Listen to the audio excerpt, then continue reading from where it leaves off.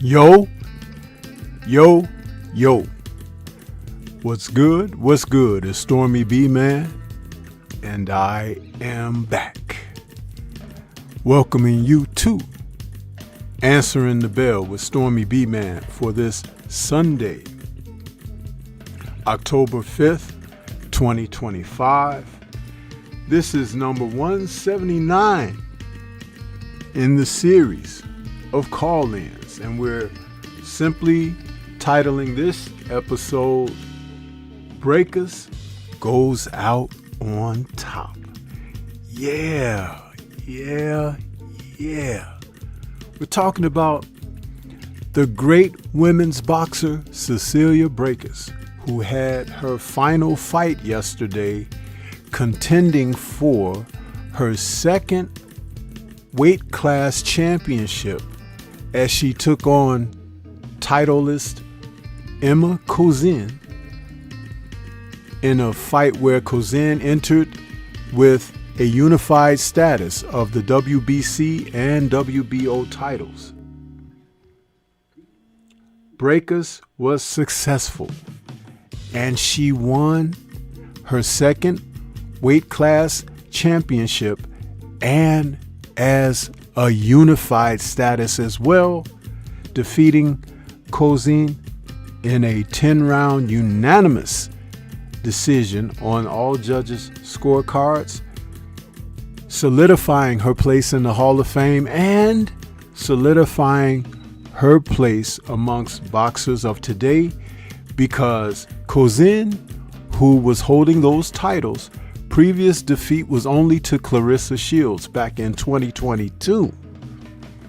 And Braekhus had been undisputed at welterweight until she ran across Jessica McCaskill, whom she faced twice, and McCaskill took and retained the undisputed position away from Braekhus.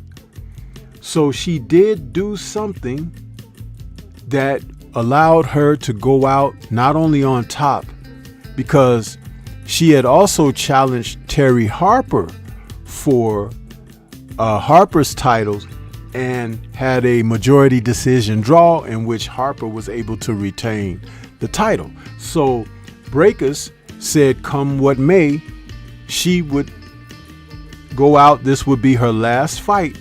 At the age of 44, she accomplished her dreams. That's the equivalent of George Foreman knocking out Michael Moore, people, and becoming a unified champion. So let's put it in its proper perspective and look at what exactly transpired, which is why I'm mentioning it, because she wasn't available on the regular boxing channels as she should have been, because they've had, over this past weekend, several fight cards of little to unknown status of fighters, and this woman deserved the airtime and she deserved the spotlight and profile.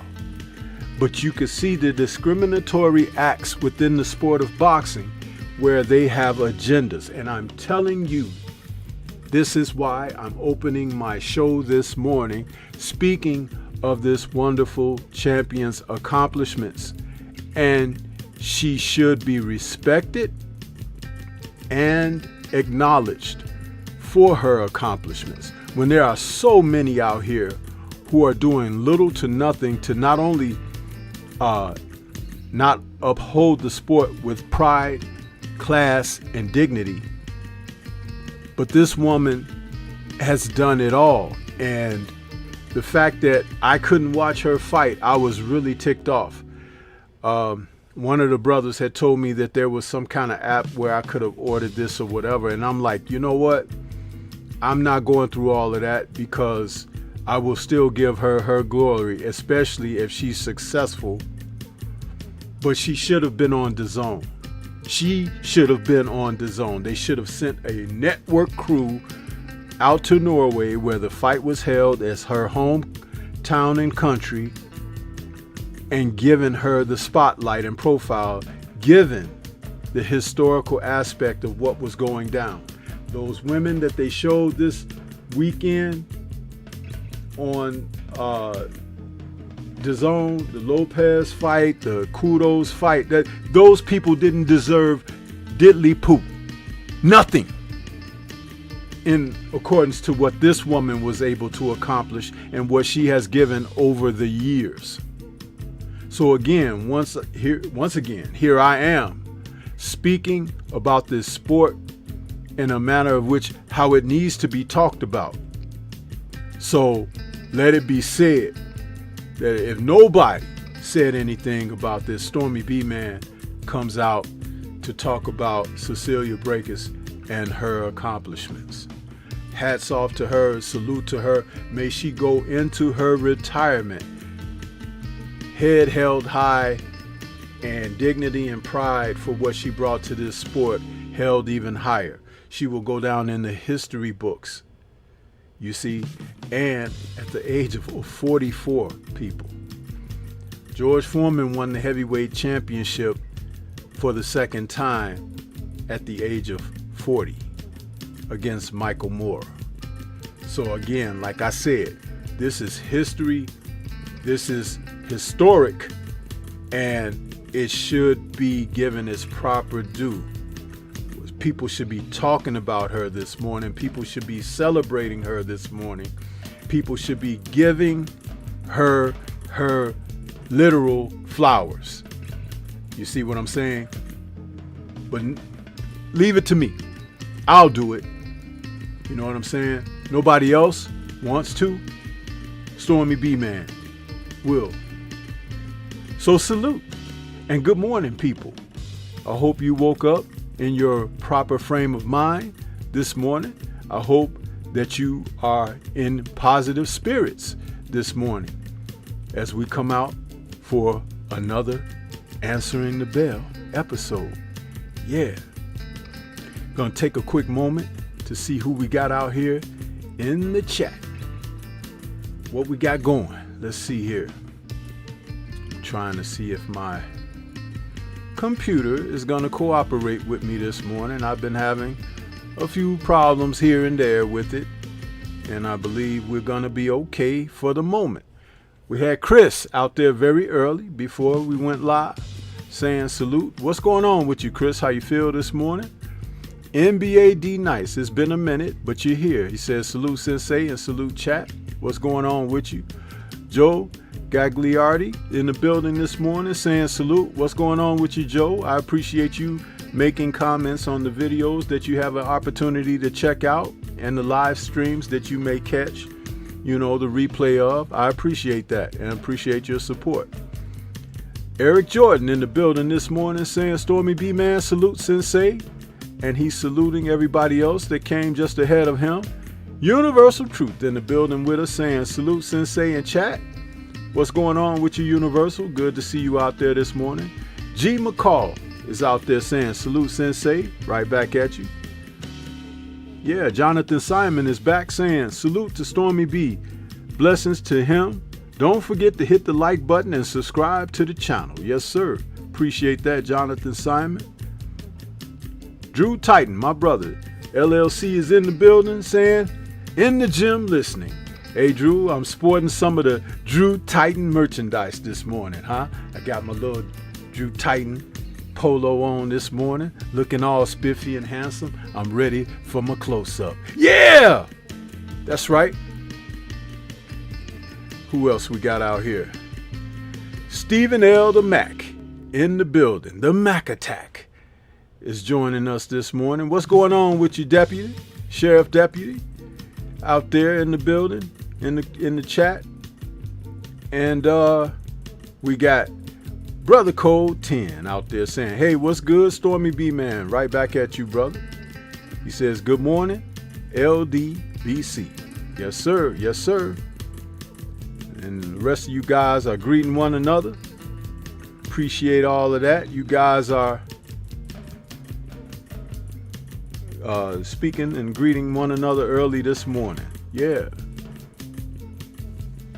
So, we've come out of a weekend where there was plenty of boxing. but a lot of it was on the lower tier. And when I say that, I don't say it with disrespect. I say it with the fact that these were a lot of people who are on the come up, people who are moving toward contention status, and some who have been contenders are still trying to make their way back into the winning column of boxing. Willie Hutchinson fought this past weekend, and he was successful, scored a knockout. So, when you think about it, again, there are fighters who are out here. The boxing game is not dead, regardless of what people will try to say, because they have agendas. There's no agenda here. I put it out there to you exactly the way it is. You know what I'm saying? And so with that, we get what we get out of all of this. So, Javier Atwood is out there saying, good morning, sir. Good morning to you, sir. Yeah. Let's see. I'm looking at the stats of Cecilia Braekhus. She finishes her boxing career, because she said win, lose, or draw, this would be her last fight. 39-2 with 1 draw with 9 KOs.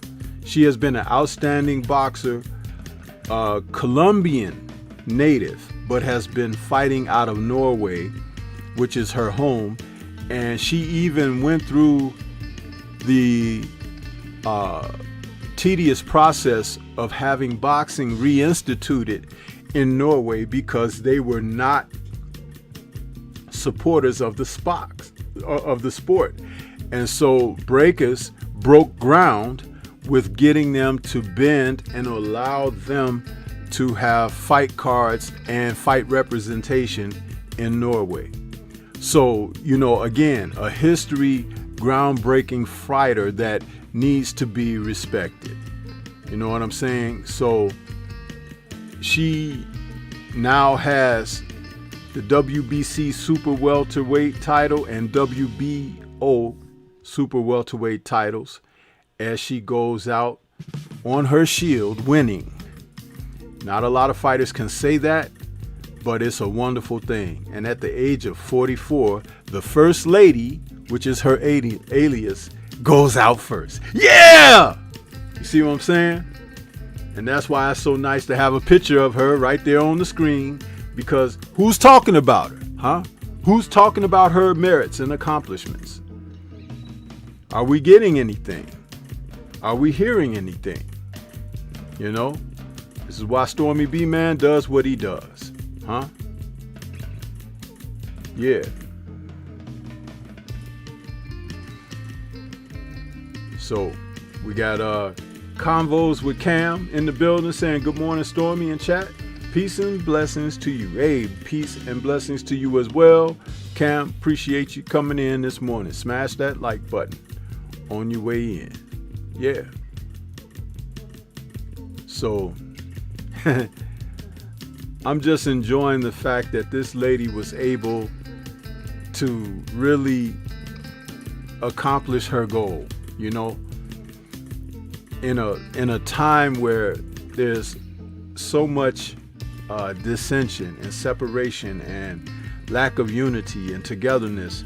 We can look for those who really enjoy the sport and the merits of the sport, that the entertainment factor that it brings to all of us to see someone so accomplished go out there and achieve their goals is quite inspirational. I'm looking for the proper words because I don't want to speak improperly. Ms. Braekhus began her career in January of 2007 with a unanimous 4-round decision over Kasinja Koprick.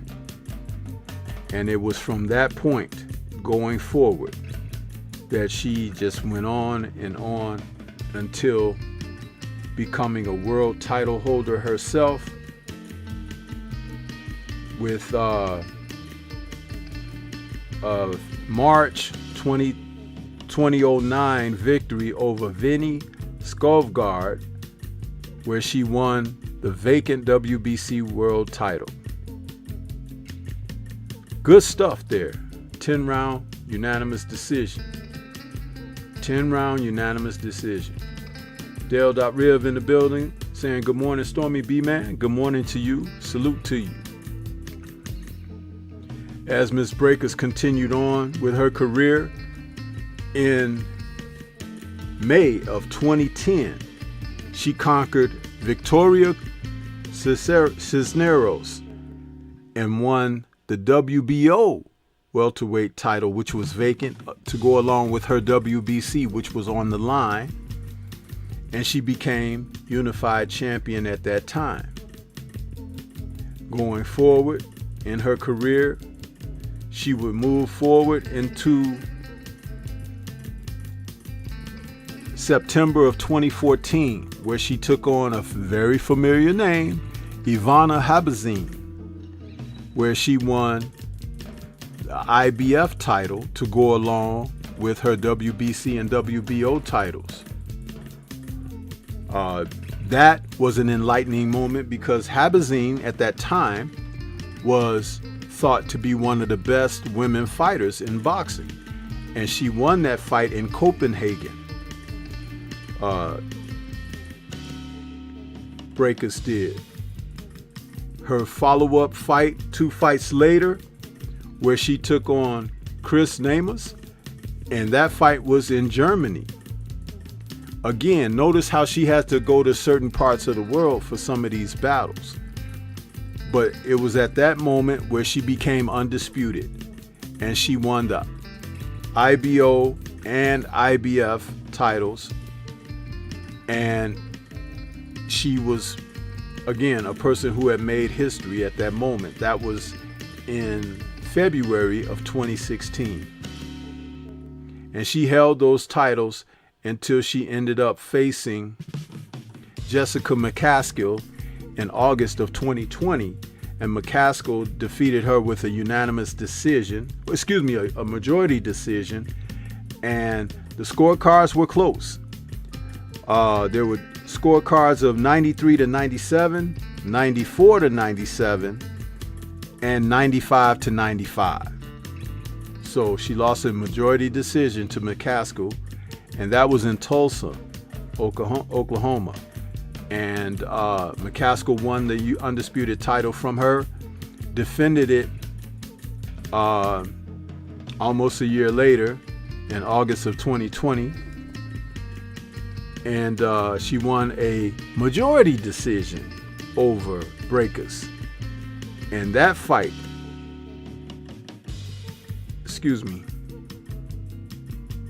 I got it mixed up. The second fight was in March of 2021. I'm sorry about that, people. I don't want to put the misappropriate information out there. That's the rematch was March 2021, and it was in Dallas. And she lost a unanimous decision to McCaskill for the second time. This time, the scorecards read 98-91, 99-90, and 100-89. For whatever reason, I think I remember seeing that fight, but I'm not quite certain. I will have to go back through the history and see if I could catch up on it.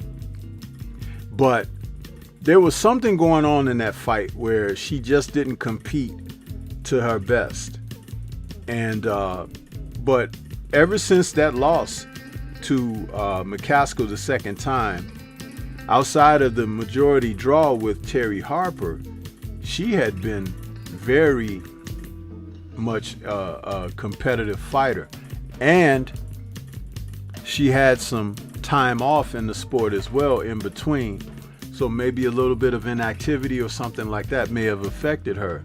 But none still, this is a Hall of Fame career that this woman has achieved. So once again, we're saluting Cecilia Braekhus. Convos with Cam says, be sure to share the video. Yes, ma'am. Appreciate that. Black Jericho in the building saying, salute to you, Stormy. Salute right back. Chris says, she's awesome. Yes, she is. You know what I'm saying? In the sense of how we spend so much time talking about meaningless subject and individuals, there are still people to be celebrated. And this is why I'm saying, be objective with your thoughts. Be objective with your opinion and your energy to focus. You know what I'm saying? That's important. Jonathan Simon says she had an outstanding career. Absolutely, Jonathan. Absolutely. It's why, I do take the time out to talk about fighters who deserve their accolades. This is no glaze. These are facts, right? This is someone who's in the history books now, right? Some of them other folks ain't gonna hit the history books. They may hit the police blotter, but they ain't gonna be in them history books like what we're talking about here this morning, right? Think about it. Yeah. So just be, on top when it comes down to things like that, because it's important, The week started out with a cruiserweight battle that took place between Brandon Glanton and Marcus Brown. Some of you may have seen this fight. Some may have heard about the results and everything, but nothing was more funny than the lead up to it when they sat down for a face-off and the two of them were arguing back and forth. Glanton and his camp wanted the contract for the fight to be changed to a 12-round fight. And Brown was having none of that. He agreed to the 10-round, and that was going to be the most of that.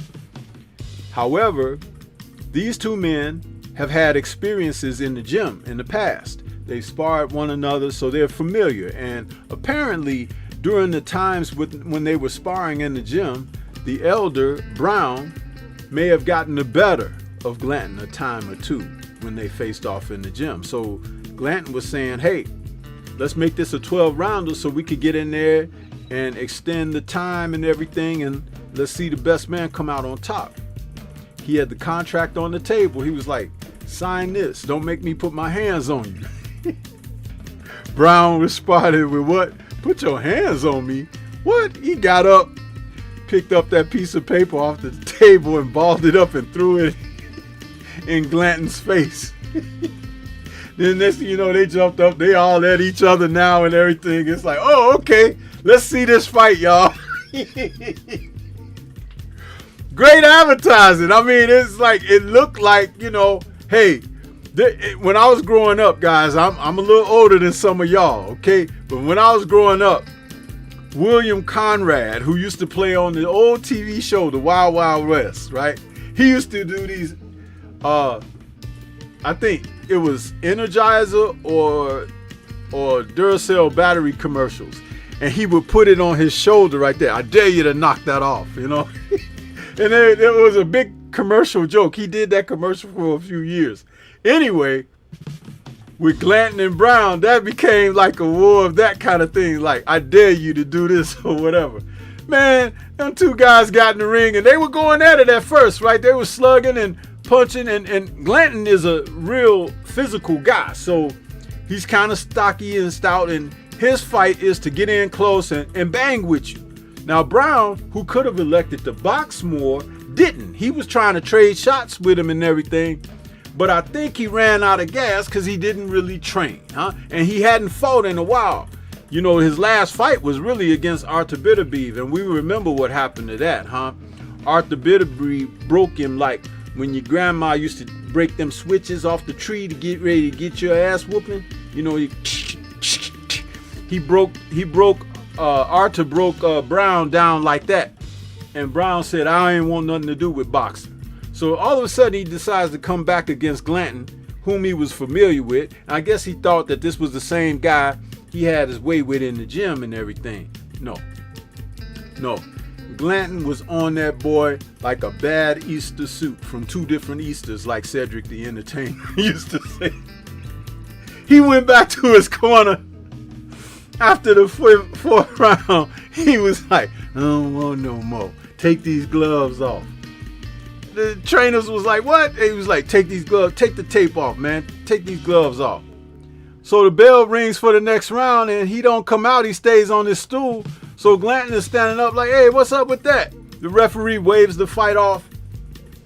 Man, you chump, Marcus Brown. I told people, just watch what happens. And he sure enough showed that yellow streak and didn't get off the stool. In fact, even when Glanton came over to congratulate him and say, hey, good fight or whatever, he was like, yeah, man, whatever. He didn't even want to show the dude no respect, for whooping his butt.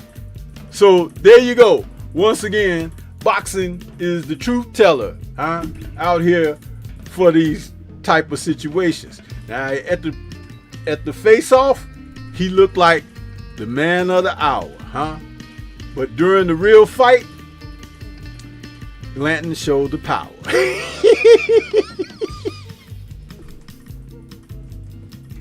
Yeah! I loved it, man. Great stuff, man. Great stuff. You see, you can't make this up. Boxing is for real, y'all. It's the really real world. I keep telling people that. Some people don't want to listen, but it's true, It's true. So, we're going to put that call-in number out there, see if some of y'all want to talk some boxing, Coming up next weekend, we got some fights on the horizon. Hey, some of your favorites, Some of your guys that y'all like to back and everything. Some of them may even find themselves on their back. Yeah. So, there's a fight on the horizon. I think it'll be on the Zone again, Sainz versus Coleman. That's next week. We're gonna have Dave Allen and Makhmadov. Hold on one second. I got to get something together here. How did that end up like that? This is ridiculous, man. Sometimes I tell you, my computer does some crazy stuff. I got this image I want to show you guys. And the image got, this is crazy, man. The image ended up getting bigger than the entire screen. Let me fix this up before I present it to you guys. I tell you, man, this, and it ends up, it slows up my flow when this kind of stupid stuff happens. See here. 7.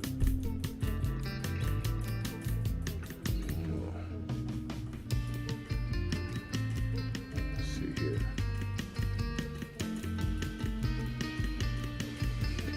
Stupid stuff, man. Hold on.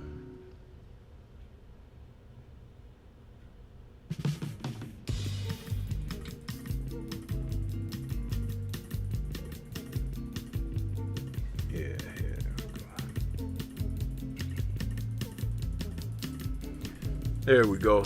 That's the image I wanted to put up there for you guys. Dave Allen versus Arslanbek Makhmadov. That's next Saturday. That'll be on the Zone as well. See, you got 2 cards on the Zone next Saturday.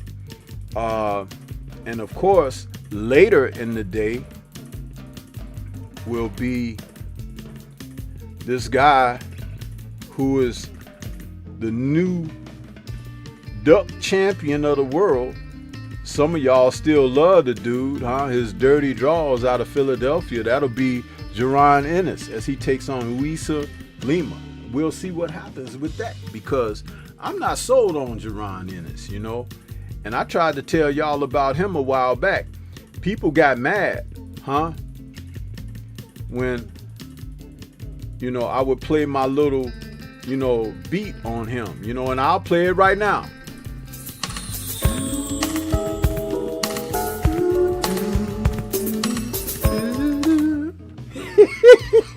Penny loafers, that's right. Penny loafers out of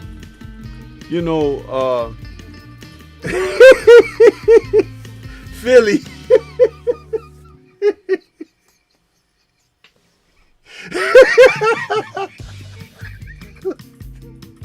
Yeah.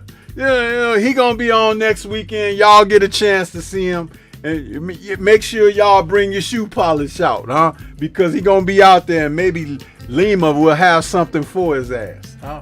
We'll see. I ain't banking on it, but you know, it's just sometimes it's a mystery, huh? How the shit really goes down. So yeah.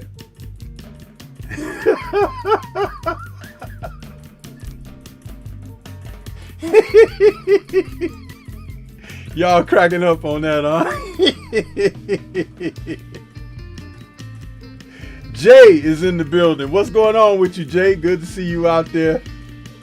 Jonathan Simon says he made that Bonanza restaurant famous. Yeah, and they out of business now too. Black Jericho says, I don't know why he take Glenn so lightly. He could have won that fight. No, he couldn't. You know what I mean? Brown has been full of it for a very long time, man. Just because a dude is ugly don't mean he's tough. I had to learn that growing up. I used to be scared of them ugly dudes. I'd be like, damn. Ah, mama. It's like, oh, he just ugly. Marcus Brown. Yeah. Anyway. He says, you think Dave win that fight? Man, Black Jericho, even Dave said he might not win that fight. He said that he might get KO'd in 3 rounds. When have you heard a dude predict his own fate? I'm going to tell y'all something. That's why I like Dave Allen, because he's a freaking character. If he was in America, he'd be popular as Tank Davis, because he's a character. He says that he thinks that if he ain't careful, Makhmudov might stop him in 3. I tell you, you can't make this stuff up with some of these guys, man. So yeah, he don't even know if he gonna win or not, but he gonna fight. Boy, I tell you, it's like, what else we got here? Jimmy Bernard says, Duck Champion. Yeah, that's what he is. Universal cracking up. Freedom's March in the building. What's going on with you, Freedom's March? Good to see you this morning. Salute to you.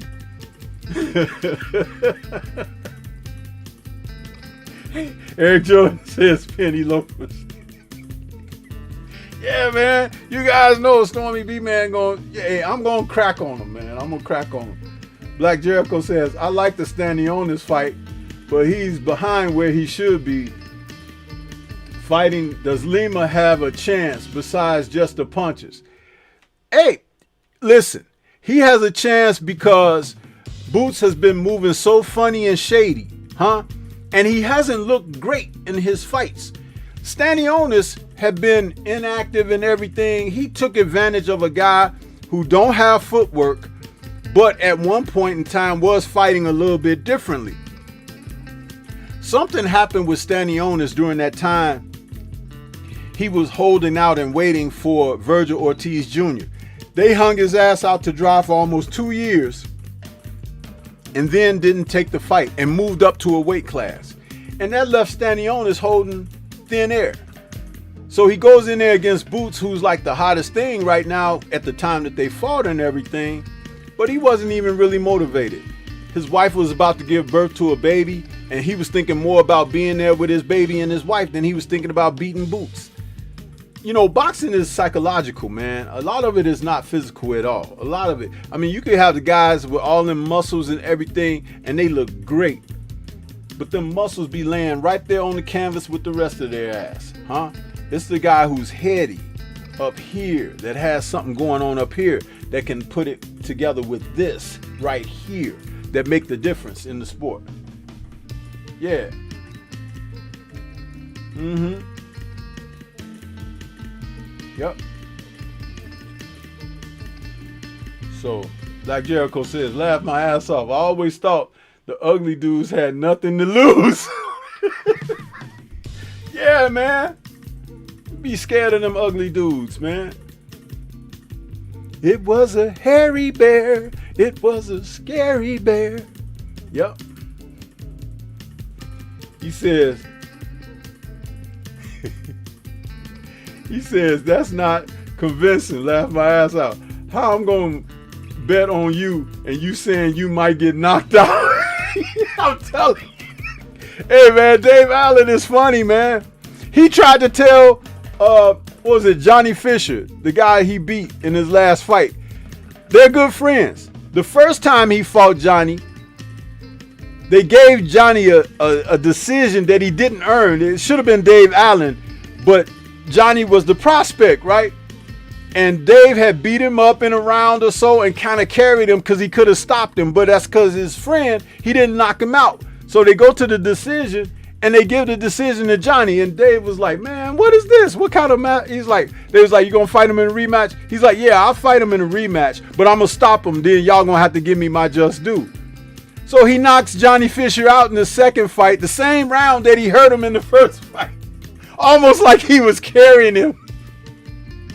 And then when he beats him, he was like, I told y'all don't put him in there with me. He was like, I do this for a living. He is straight character, man. And then they took pictures together and everything, and they went out for drinks after the fight. I'll tell you, if we could get boxers in America to be like that, the sport will be just fine. I'm telling you. These guys are hilarious, man.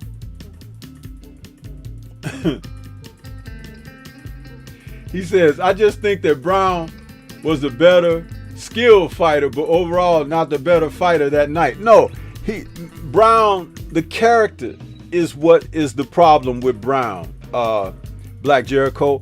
And you can't improve on something like that that's bad at the core.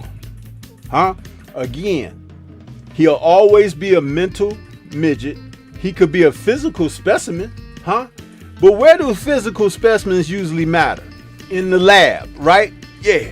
But in the ring, fortitude, mental stability and capability, heart and desire, all of that is what really matters in the ring.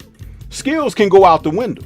But those other qualities that I just spoke of, that's what matters at the end of the day. I've been trying to teach you guys this when I do my Tuesday tussles and everything. I try to let you know this is what you should focus on. Stop worrying about the guys from your city or your state.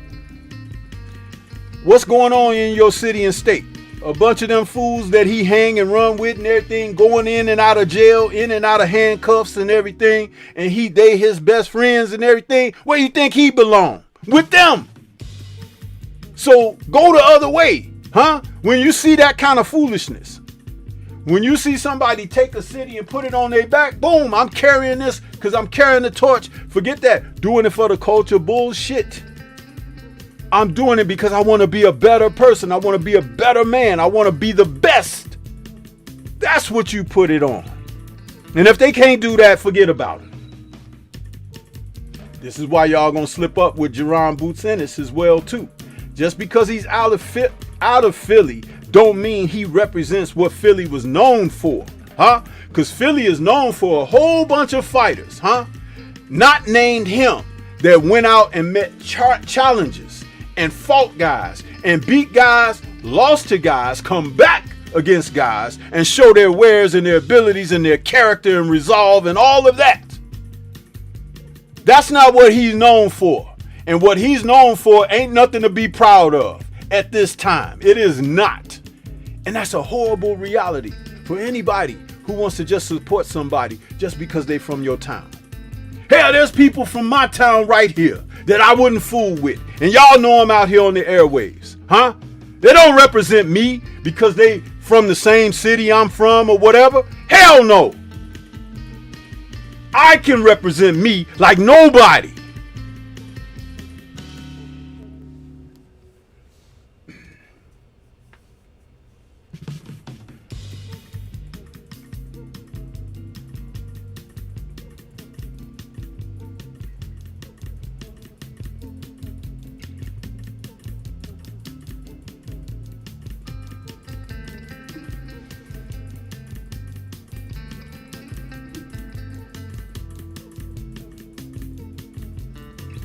Black Jericho says, I appreciate the wisdom. I'm learning. Tune in, brother. That's all I can tell you. Tune in. The Stormybman ain't gonna lead you down the wrong path. He's not. Freedom March says facts. Universal says 100, 3 times over. Eric Jordan says facts, sensei. Yeah. True representation, man. Phone lines is open. Let me get some calls from you guys. Let me hear from you. I'm gonna double check that line and make sure it's working properly. I tested it a couple of times before I went live. Want to make sure.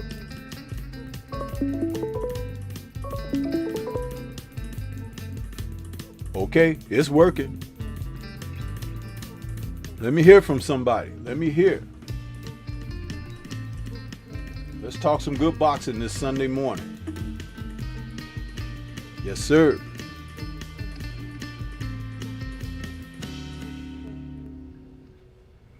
That's right. Jonathan Simon says, Stormy gonna give you the real. I never have not, brother. Never have not. That's why some people get mad, man. They get mad and they be looking. Y'all know that Snoop Dogg meme I put up there? They had that look on their face, huh?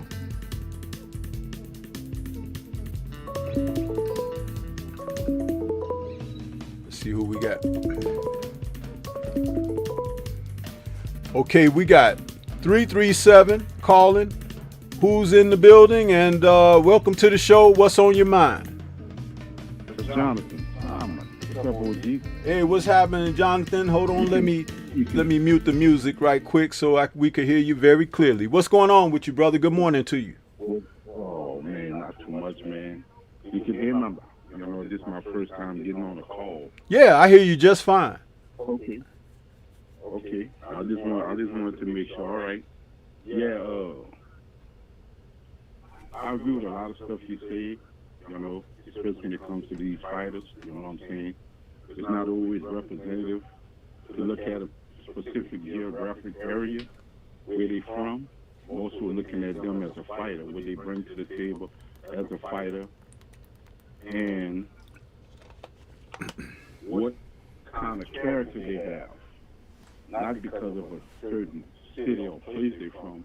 Individually, what do they bring to the table? And I agree with you 100%. Yeah. We get caught up in that because they're from this specific area where it was known for having great talent and great fighters from the past. That don't always mean that it's going to rub off on the next generation or the next genre of fighters because they're from a specific location. It don't always work that way. Right. That's what you have inside of you. That's what made those fighters, what they had inside, and the willingness to do what they had to do to persevere. Absolutely. Yep. And sometimes, of course, going in to an event or even coming out of one, money is important, of course, because you need to earn your living. But in a different time, it wasn't always just about the money. Integrity meant something. Pride, pride in self, pride in your representation. I just watched a fight that I hadn't seen in many years this morning, and I'm so glad that I did because it just fired me up to do the show this morning. I watched Pinklin Thomas, heavyweight, against Mike Weaver. Man, that was a damn good fight. Now, what it was the typical boxer against the puncher. Now, Pinklin in this situation was the boxer. Mike Weaver was the puncher. But there were moments during the fight where Weaver was boxing too. And that's what kept the fight really competitive. But when Weaver went back to trying to rely on punching, he gave Pinklin opportunities to set him up for some stuff. And it ended up costing him greatly because he got knocked out. And I was watching this fight and I'm saying to myself, I'm like, you know what? This is what boxing is all about. And Pinklin had problems. He had problems with chemical dependency in his life and everything. And Mike Weaver had trouble with the fact that, he could look good one moment and look bad the next and stuff like that. So he Yeah. was kind of up and down. So here you got two men with similar issues of character flaw, you see? Yeah. But they fought like you could never tell by the way they fought. You know what I'm saying? They were challenging one another. Dude, that's what boxing has always been. Not this soft serve ice cream mess that we're seeing today. It's like this is why when I'm critical of these people, not only am I harshly critical, but I can give you the throwback information as to why I would be harshly critical. Some of these guys, you know what? They want the bag so bad, get the hell out of my sport and go get a damn job.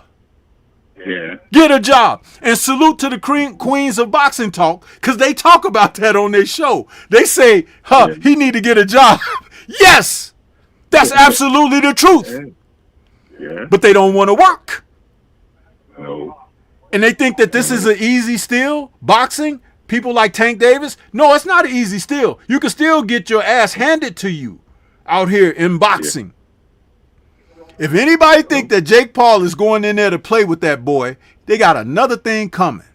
And he think he running from ass whoopings from his contemporaries in the sport.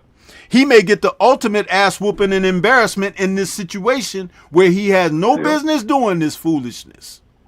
And even if he does escape that, there's still life on the other side. And the only thing we ask of these fighters, Storm, is just stand up, be the standard. And what I mean by that, when people say, man, what you mean by that? I say, just be the standard. Be who you're supposed to be. Behave like a fighter. Do the things that a fighter's supposed to do inside the ring to impress us outside the ring as fans. Right. It's simple. It's not that hard to understand. Just be the standard. Yeah. That's it. Just be the standard. We're not asking you to be nobody from the past. We're not asking you to be. Just be the standard. Just be what boxing's supposed to be about, and everything else is going to fall into place. In other words, have some dignity, and some integrity, because that alone can pull you through a lot of circumstances in life. But if you have none, you can't reach for what's not there, right? Yeah. You can't reach for what's not there. If you're going out to work as a mechanic on automobiles, you're going to need tools. And they're going to be basic tools that you use all the time. But sometimes you might require a special wrench, Sometimes you might need an extension on your socket, right? On your socket, your ratchet. And then sometimes you might need needle nose. Sometimes you might need vice grips, right? What am I saying? Is this true? But at the end of the day, it's called a toolbox. And some of that is supposed to be in there. And if you haven't acquired it, you need to get it just in case. So that's what a master tech brings. Yeah. I know what's my peeve, Storm, when it comes to the sport of boxing today. And I'm trying to remove that because to a certain degree it would make me seem like I'm making excuses. But they make a lot of excuses before anything can happen. They make all the excuses in the world before anything can happen. At least let the thing play out to see if a fight can come about. Yeah. But you're making excuses. Yeah. And it's frustrating to deal with, it's frustrating to listen to, it's frustrating to support and follow when you're making excuses behind a situation that never even started. It never was created. You never give it time to even marinate. You're making excuses why it shouldn't happen. Right. And when it's called upon that, what I'm saying, when that situation or scenario is called and stuff like that, always look like the bad guy. Not the fighter. Not the fighter. I'm just only presenting what is already laid out there. It's not me making an excuse. I'm just presenting to y'all, and then y'all figure it out. You got common sense. You figure out why the situation it is instead of support the nonsense. You figure it out. There you go. Like we say, these fighters, because they're from different areas. Doesn't mean like they're gonna be fighters from them same areas. It's just like you have some fans and stuff like that. You know what I'm saying? It's because you're a fan of him, I'm not gonna support your moves. I'm not gonna support your standards if you're not living up to the standard. I'm not gonna support it. That's like a parent. Listen, that's like a parent. Now you have several children, and you raise them all the same. You raise them all the same, but you got one or two that want to go the bad route because they just want to be different, huh? Even though mom and dad had told them, and even put their foot in their behind from time to time when it required them to do so. But they go out there and they get in trouble, and then the proper parent says, now you see, you're going to sit in that cell until you think about what you've done.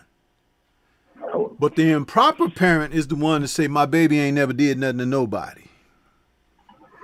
When you done had to go get him from the station 6 times last year. Huh? Yep. You see what I'm saying? It's the difference.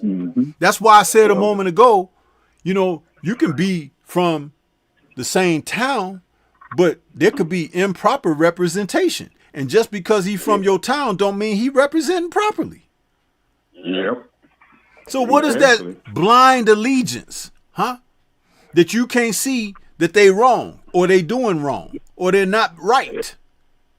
And then you just throw that support behind them. And then you kind of throw this kind of bullshit in there too. Because listen, if you've been paying attention to the brothers with their live streams this week, Drew Titan and 78 in particular, they've had panels where these guys have come on there and said stuff with, well, why you got to go against the black man? How dumb do you sound, young man, when you say foolishness like that? And then there's a positive young black man that ain't doing no wrong, that's representing totally right, got his dad right with him and everything, and you don't want to give him damn credit for it. You're saying everything under God's green earth against them. Oh, he be capping, he's lying, he's ducking, he's doing this, he's doing that, and he ain't did nothing but proper representation. But he can't get your support. But some kind of idiot out there can gain your support who ain't got nowhere to go but into the sewer. And you're going to follow him right in there too. Yep. You'll be right there with You see what I'm saying? You know? You'll be right there. You'll be right there with him. It's like the old saying. When I left from this corner, you were still in the same spot when I came back. You never removed yourself. You never lifted yourself. You never elevated yourself into something brand new or something that's going to be beneficial to you. You just stayed in the same situation, going down the same well. And that's not good. You know what I'm saying? Especially not good. So when I hear Stormy, you don't support your brothers. I'm looking at ourselves. I say, damn, Stormy, don't we have the same color skin? Are you throwing that for me? I don't support the brothers. I'm supporting the brother because I'm putting right where right is. Right. That's support. You know what I'm saying? I'm not calling them. I'm not calling them. I'm putting right where right is. That's what a brother do. That's what a brother does for another brother. Hey, I support you, but I'm not going to support the wrong. I'm not going to support the wrong. If I can uplift you when you do the right, I'm not going to support you. Knowing well you're not doing right. And the sport don't deserve that because we got hundreds and hundreds of years of this sport that a lot of people don't understand.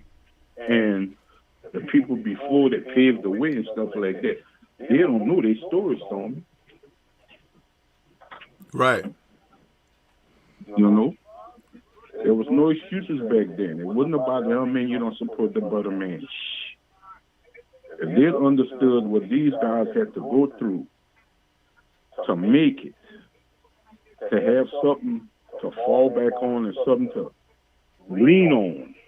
Because without that, it was hard, man. You know what I'm saying? It was hard. You know this because you're a historian yourself. You know this, Stormy. It was hard. Yeah. So when I hear these guys today that's uneducated and not willing to understand but going to tell you different. They don't even want to look at history, man, to learn something. They don't even want to know. You know, a few years ago when Anthony Joshua was holding unified titles, he was with the unified title status. I think he was holding 3 belts, and Deontay had the other belt. And he kept talking about, what is this? All this talk about lineal. What the hell is lineal? I don't even know what that is. He sounded so ignorant. Yeah. He sounded so ignorant because even to play or pretend like you don't know what lineal is, you're still spitting on something that applies historically to your craft. Yep. So if you're not in the know of something as simple as that, which is not a simple thing whatsoever, then maybe you are misplaced, huh? You know how I like to say F plus get to the back of the class. I say that because when you place yourself in a position of inconsideration or ignorance, that's where you belong. Until you want to get it corrected. You see? Yeah. When you get it corrected, that means you can gain a seat to sit amongst the rest who are there for the proper purpose. That's why I don't take foolishness. You got to get the hell out of here with foolishness. Because, in other words, we can have great conversation, and we do on this show, just like your call right now. We have great conversation. But imagine entertaining such utter foolishness like what was happening on them panels this week. It's like, dude, no, absolutely not. Can I ask you a question? Check this out, brother, and chat. You're a dignified man. People respect you in your community. You go to work every day. You take care of your home. You take care of your children and family and so forth. But in the late hours, if we see you in a dark alleyway with a lady of the night, or with some criminals, or with some druggies and everything, does that not taint what you were known to be? Yeah, it is. Yeah, it taints it, right? So, in order to maintain your dignity, you separate yourself from that foolishness. Yeah, it's true. Because if I see you amongst them, I can't tell the difference between them and you. Yeah, that's true. So why would I want to be a part of a whole bunch of ignorance and foolishness? Partaking.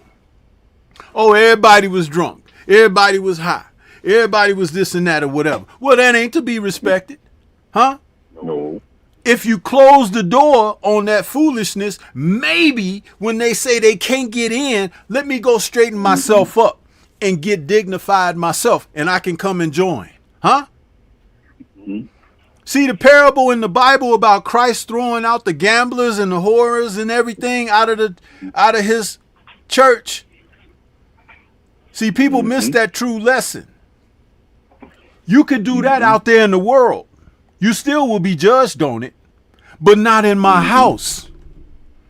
I draw the line of respect right here at this door. If you can't respect that line and you cross it, you get wrath. Yeah.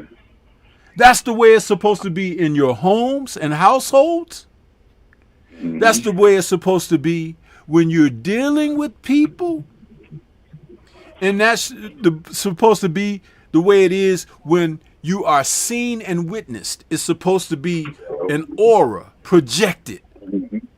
Oh, that man is not to be played with. Oh, that man is taking things serious. Oh, let me straighten myself up before I say something to him. Do you see what I mean? Yeah. And that doesn't mean like, oh, I'm intimidated of him. No, that means you're carrying yourself with a certain aura that is supposed to be acknowledged in the proper manner. Only the ignorant are going to come up to you and be like, who you think you are? Or you think you better than me or whatever. Yeah, I do. Now go sit your ass back in the gutter. Yeah. You see? And then the thing that gets me, Stormy, when people come like you said, come on these panels, knowing in their heart they come in to bring nonsense. They come in to bring strife. and disruption. And then the thing about it would get me when somebody said, well, you know what, just bear with him. You know how it is. No, I don't have to bear with him. And I don't know how it is because I don't think that way. How you going to tell me to stoop to something that I don't want to be stooped at? I'm not stooping to their level. So I don't have to bear with that person and stuff like that because they chose to be the way they are. Right. And like my grandfather used to say, my mama told me this, my oldest brother, piece of work. You know, 5 children, but he was the one that was always the difficult. My grandfather used to tell him, you like to use the word excuse to be excuse. So I asked my mom one day, I said, Mom, what that mean? But Papa said that. He said he was meaning that for your brother, because your brother was out there in the world as a kid. So he gave us a lot of strife. His excuse was always where everybody else is doing it. Mm-hmm. And my grandfather looked at him and be like, Leo Jr. So, actually, you're going to actually say this. Be an excuse because you're trying to use the word excuse where everybody else is doing it. And when I think of these panels and the nonsense storm that comes on these panels and stuff like that, I don't have to do what everybody else is doing because I know better. There you go. I don't have to because I know better. And I'm like you said, I'm that person that you call in the alley at night. I'm the one because why? I knew better. But I decided not to do better. So I'm just like that person that comes on that panel with that nonsense. Mm-hmm. No, I'm not going to cater to it. And I know deep down it's not right. I'm not going to cater to it or just give it a pass. You know, we're not going to stand up for that foolishness because it's all it is foolishness. You know what I'm saying? Y'all trying to bring precise, intellectual, boxing content. That's it. Nothing more, nothing less. But it becomes an annoyance and it becomes a disruption. And boxing don't deserve that. There's enough of that going on inside the sport. Even though we're looking from the outside, there's enough of that going on that we don't need to be that. We don't need it to be tolerated in other areas. So I agree with what you're saying. You know what I'm saying? I agree with what you're saying. You know, y'all just keep pushing what boxing deserves. Y'all keep pushing what's right about boxing and stop always looking for what's wrong about the sport. Because as human beings, we do that a lot. They got a lot of wrongs in life, but they got a lot of rights too. Yep. They got a lot of rights and stuff like that. And we don't have to always harp on the wrongs and look at things that could be turned into a positive, like this favorite fighter. You know, my favorite was boxing. I said, yep, I did have fighters, Storm. I'm pretty sure you had fighters coming up, you know, because we come back from that old clock. Yeah, but the sport of boxing I was a fan of. Yeah. Because eventually that favorite fighter that we loved there, he's going to be gone, Stormy. So what we going to do, stop watching boxing? Exactly. Shut it down? Exactly. You know? That's why I said, I turned on that fight this morning watching Pinklin Thomas and Mike Weaver. I mean, this is why I love the sport, because of what I'm witnessing right here. You know what I'm saying? And guess what? The two of those men, they were heavyweights, and they were both in shape, man. You could see ab muscles and everything, back muscles. And these guys are today in the heavyweight division, 3/4 of them don't even have muscles in their body. They don't. They fight at tremendous pounds above where they should be fighting, and that's an excuse within itself. Well, I'm big boned. I'm a big dude. No, you're not. You're a lazy dude. You don't want to get in the prime shape that you need to be in to be most effective and efficient with what you do. It's like that's an excuse that you're making for yourself, and I don't consign to that foolishness, which is why I be more critical. And I say of these trainers of today, when I watched a few weeks ago Jermaine Franklin win that fight against that Eastern European fighter, I was appalled at how he came into the fight. And he didn't win the fight, but they gave him the decision. He looked like I would look with no training getting in there. That's what he looked like. And you're a professional athlete? No. Something's wrong. Because your approach to the sport is improper, brother. And you know what's bad, Stormy? What was the two heavyweights? The Africans, they fought. What was that you were asking? The two African heavyweights, they fought. When are you talking about? I think a couple of months ago they fought. Bakole. Uh-huh. He fought Effie, right? Yeah, Effie Ajagba, yeah. That's bad when another fighter tell you, Stormy, about your appearance. Yeah. It's not one thing that when Effie told him that, he was like, man, you should be ashamed of yourself. Yeah. And when I seen that, I'm like, damn. And he couldn't rebut it. Like to say, yeah, I'm slacking. Yeah, I'm not being professional. He was like, come on, man. Look how you look. Yeah. It's ridiculous. And that's another fighter telling. That's not us, the fans. That's the guy you about to get in the ring with telling you this. And he told him right. Because listen, not only are you a bad example for yourself, your family, and a misrepresentation of the sport, but I got to be in there with you. Yep. The least you could do is make it look good. And that don't look good when you coming in there and you looking like somebody's granddad with a pot belly, huh? And trunks that the trunks can't even go over your belly. Mm-hmm. It's ridiculous. It's ridiculous. You know what I'm saying? Effie got real upset at the fact that he could have been like, hey, that's you. And you know what? They wronged Effie because that fight was not a draw. He beat that guy.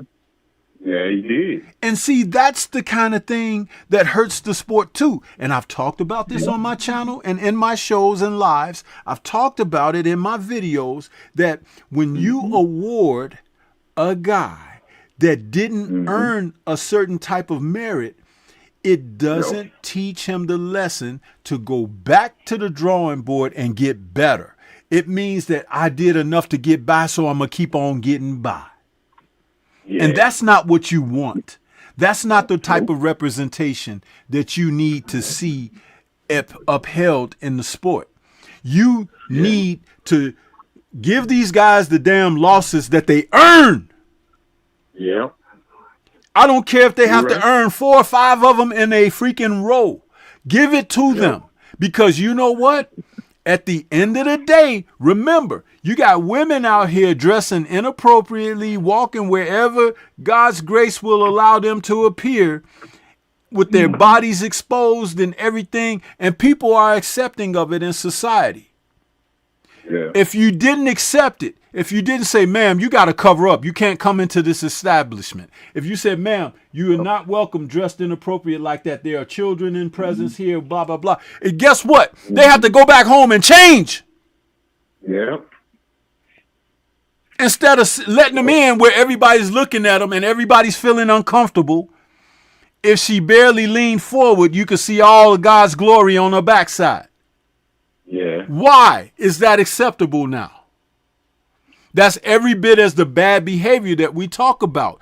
I often say with my Tuesday tussle, boxing and life and boxing mirror one another because every day is a battle. And sometimes the war is over your spirit and your soul. Yeah. You see? But it takes someone who draws the line and the ire of discipline to say no more. Mm-hmm. Because then that will make people correct. See, right now, we don't have correction. We don't. Nope. We just let everything in and then complain that it smells in here. Oh, it smells awful. Yeah, you let all the bullshit in too. Yeah. Yeah. You ever been on an elevator and it smells real bad And everybody got that look on their face. Like, Yeah. they're uncomfortable, but there's one person who ain't got that uncomfortable look on their face. And guess who that is? The one who has made everybody else uncomfortable. Yeah. But if all the people on there, say it was 6 people on the elevator, if 5 of them looked at that dirty son of a gun and said, hey, man, the next time you want to come out in public like this, wash your ass. You see? Now, that sounds harsh, don't it? No, it's not. Because you're offensive, brother. You done stepped out there and everybody's morning, noon, or evening is ruined because you done come out there like that. And someone who knows you let you leave where you came from out there like that will say, hey, bro, no, don't do that. Go in there and tighten yourself up. Yeah. No, sister, don't go out there looking like that. Because you look like somebody that walked the streets. Huh? Please, wrap up, tighten up, have some dignity for yourself. The only reason I'm telling you is because I care about you. Yeah. You see? Yeah. Just like these young kids today, you know, their pants below their buttocks. You know, I'm not afraid to tell them what I gotta tell them. You know, I'm not telling them nothing. You know, you never know what they're capable of and stuff like that. I see that don't make any sense. You know, I see our job as a person of experience and stuff like that, we shouldn't allow that to happen. We shouldn't let that pass. I can't tell a guy to pick up his pants, but I can point him in the direction why he shouldn't. Right. I can point him in the direction why he shouldn't do it. I can't make him pull him up, but I can point him in the direction and explain to him why that's not a good sign. It's not good. And you take it for whatever you want to take it. You can take it as an assault. You can take it as positivity, whatever. But as a job, as an experienced person in life, just like you said, that person in the elevator and stuff like that, you can take it any way you want. I wouldn't be telling you this if I wouldn't be looking out for you, because the next person is not going to say nothing, but then when you're not around, they're going to really ridicule you. Yep. Ridicule you and talk about you like a dog. Believe this and that, but they didn't say nothing when it was right then and there. But the minute you leave their space, they ridicule you. They put you down. They call you everything but the sun. And that's not right. When I could just address that with you while you was right there. Mm-hmm. And it's simple. You know, it's simple. Now, if you want to take it or not, that's on you and stuff like that. But I wouldn't be the person that I am, because why? If the shoe was on the other foot, how would I react? If somebody would come at me, which I would never put myself in that position, because I wasn't raised that way. You know, I wasn't raised that way. But as an obligation of me being a man, and a man that's experienced in life, that's gaining experience because I'm getting older. You know, like my sister said, Mom and Daddy gone, we that second wave. I lost a brother and a sister. We that second wave. And then after us is what? The grandkids. And after us is our children. So we that next wave. So who's going to be the example, Stormy? And that's the only thing that y'all trying to do when it comes to the sport of boxing. Can we be that positive example for the sport? Instead of being a negative, we can be a positive for the sport. And one thing, by being a positive, we cannot allow nonsense. We can't allow foolishness, and we can't allow the bullshit. Because why? I'm wasting my time and I'm wasting your time. Because I'm trying to give you the real. If I can't do that, I need to just let this go. Right. But I'm not going to do that because the passion and the love I have for the sport and what the sport deserves, and the sport deserves a whole lot better. And it could get there, you know what I'm saying? It can get there, you know, but we need to stop with the bullshit and the excuses. Every little thing is an excuse. Why? Because it's not entertaining to your favorite fighter. Long as it's on your side, the fighter that you uphold and the fighter that you support, that really don't think much of you as a fan and stuff like that, you know, is a problem to you. Why? Because it's affecting somebody that you support. But then you come around and say, I'm a fan of the sport of boxing. No, you're not. Because if you was, that wouldn't affect you when it comes to your favorite fighter. I can't rock with that. What you mean? I can't rock with that because my initial premise is being a fan of the sport, not a fan of a fighter. And I'll be lying to myself if I say, no, I'm a fan of the sport of boxing. My favorite fighter's not moving the way he's supposed to move. He's not living up to the standard. And that'd be wrong on my behalf if I support that. Right.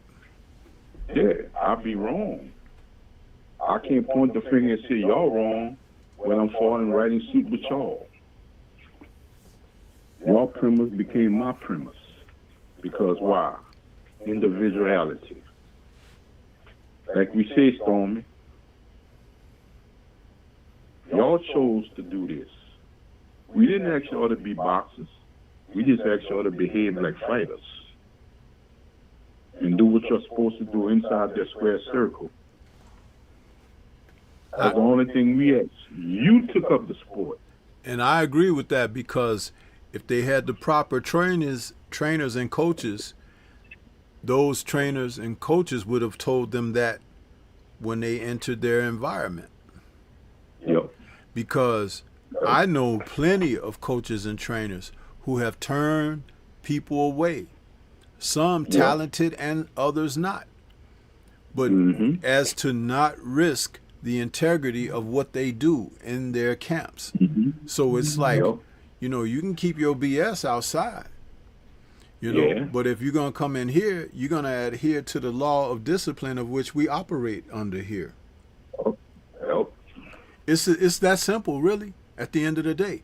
Because what that means is if you're able to accept the disciplines, that means that you can also begin to receive the teachings. Yeah. But you can't come in with a full cup and expect me to be able to pour knowledge to you. Your cup needs to be emptied in order for you to receive. Yeah. Who the hell walks around saying, hey, I thirst, can you give me something to drink, but your cup is full of something already? You got to dip that out, right? You got to dip it out in order to receive something refreshing. Yeah. See, life teaches us a lot of things that people don't even think about when you talk about common application. Because the way I put it out there to you, even the most simplistic of mind can receive it. Yeah. And that's also what a great coach will do. A great coach will find a way to convey what needs to be given so that the pupil may be able to absorb. Yeah. That's why I go back to old ways. I say, where's our teachers and trainers? When he got a coach, I say, where's our teachers and trainers? That's a difference. I say, a coach is just a title. But can he teach you the basics?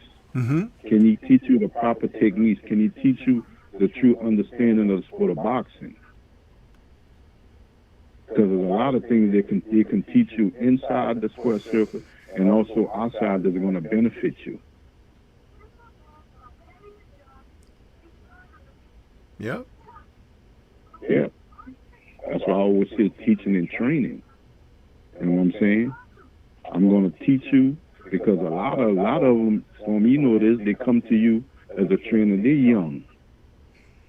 No knowledge of nothing, inexperienced to life. I'm going to teach you a lot of things outside of and it's not just going to be boxing. I'm going to teach you life. So when that time will come, you're going to be able to what? Hold your own, and you're going to be able to handle yourself. Because a lot of things will start coming your way. But I'm going to prepare you for that because that's my job as a teacher. There's a lot of variations of things that you're going to have to deal with in life, not just in that ring. Like you said, you take the sport of boxing with you. You take it with you to the gym. You take it with you to a fight. You take it with you at home because that's something that you are, a fighter. You take that with you everywhere they go. Because when people are going to notice you and see you and stuff like that, they're going to always consider you a what? A fighter. I know him. I seen him all the time fight. Do I always want to be known as a fighter? So that's things that a lot of the great teachers taught. I'm going to teach you how to be able to handle yourself outside the ring too. Because they're going to come after you. They're going to throw a lot of different angles at you. Are you prepared to handle that? Because I might not be around, I ain't going to be around forever. See, that's why I don't cut Mike Tyson any slack. And he and I are the same age. He's just a few months older than me. But he came up with one of the most solid teachers that you could have, Cus D'Amato. And what Cus taught him and bestowed upon him was enough for him to become the youngest heavyweight in history.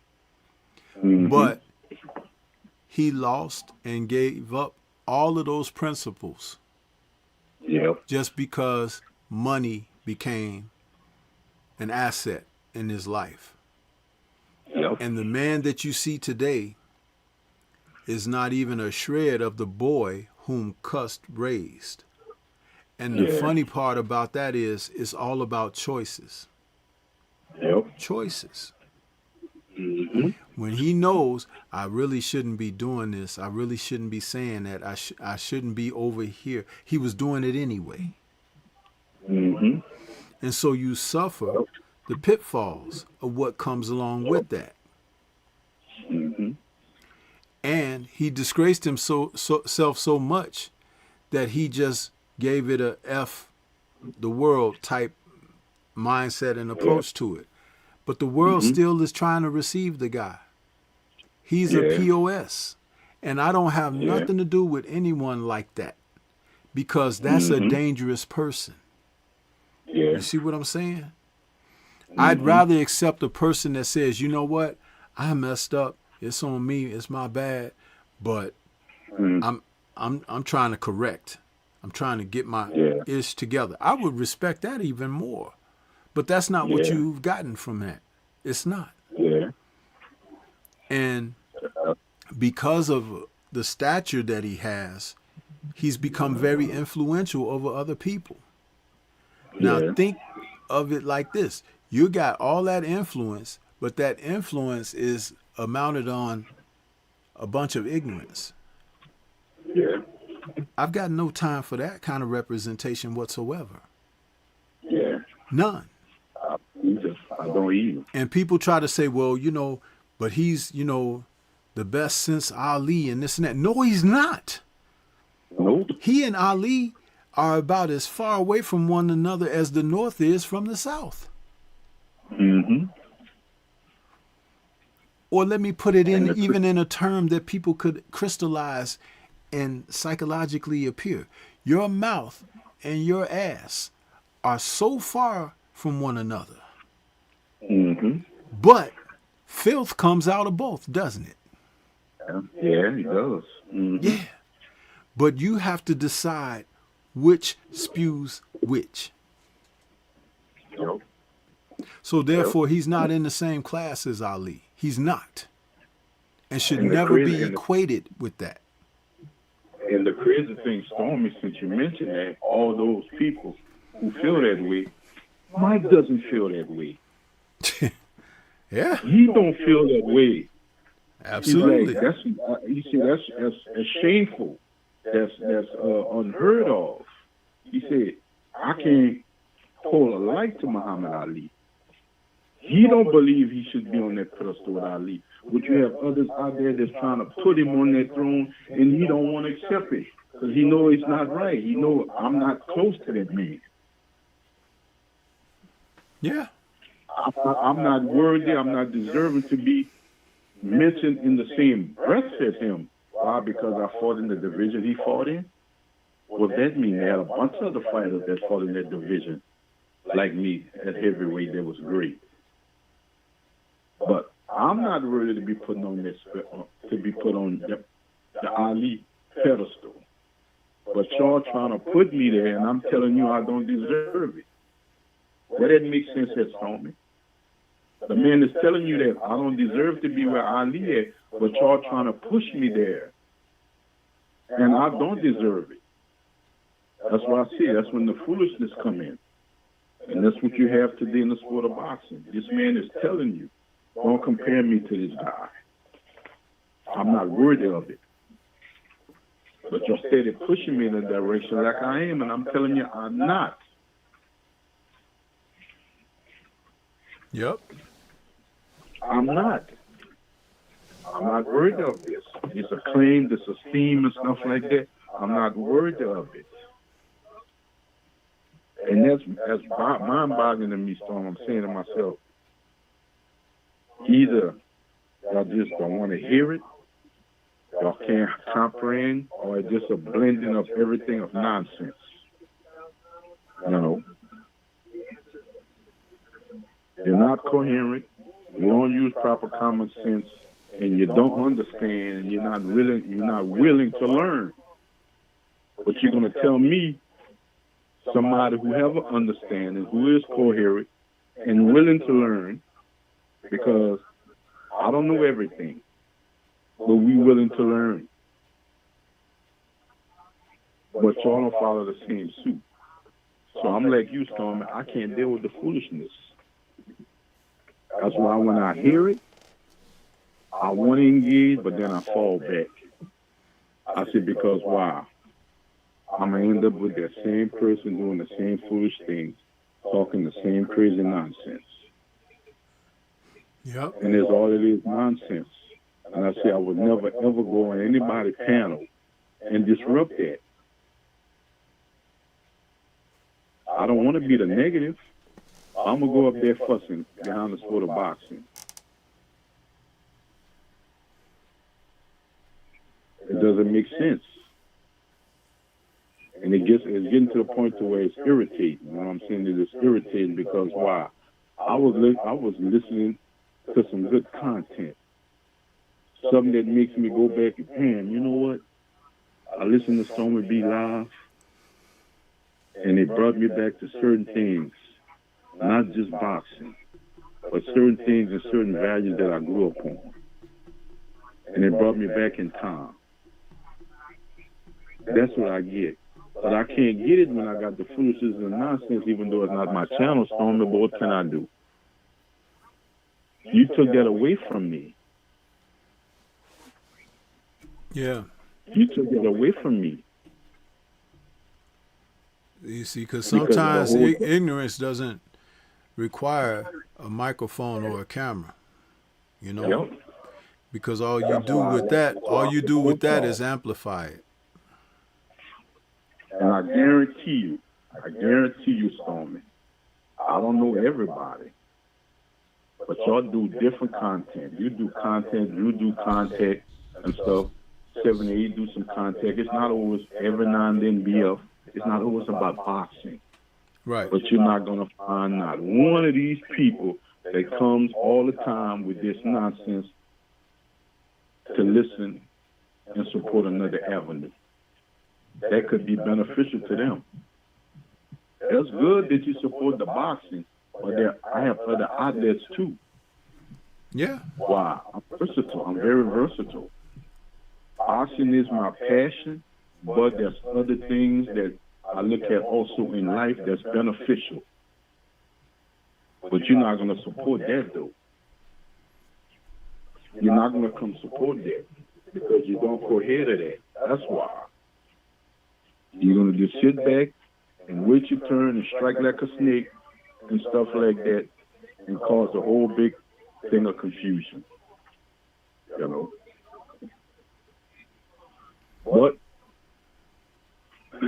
we kind of veered off, you know. I guess that's what old schools do.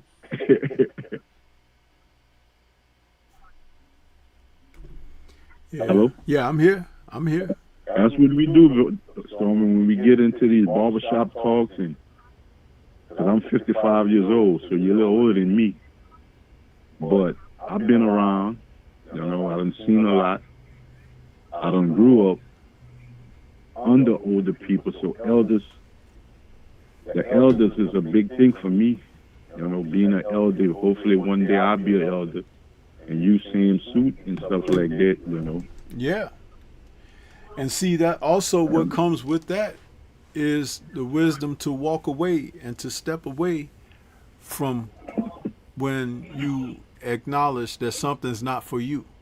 Foolishness is prevailing and foolishness is taking over or whatever. That's when you have to say, okay, this is my time to exit.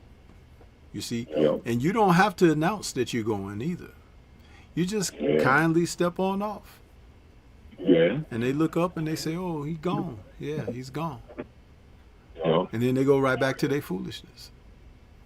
My dad had said one time, they used to ask him all the time, Mr. Red, how long you been here? He said, longer than I was supposed to be. Now, how long you been here? He said, y'all gonna know when I'm gone. Huh? He said, y'all gonna know when I'm gone. Mm-hmm. When that's gonna be? So I ain't gonna tell y'all just gonna know. And once my daddy left and he was done, he'd go back. Mr. Ray, we know what you're talking about now. We understand what you were saying 4 or 5 years ago. Y'all gonna know when I'm gone. Because when I left, it was in the proper situation when I was there. When I left, it's all chaos now. It's all confusion. As long as I was here, everything was what?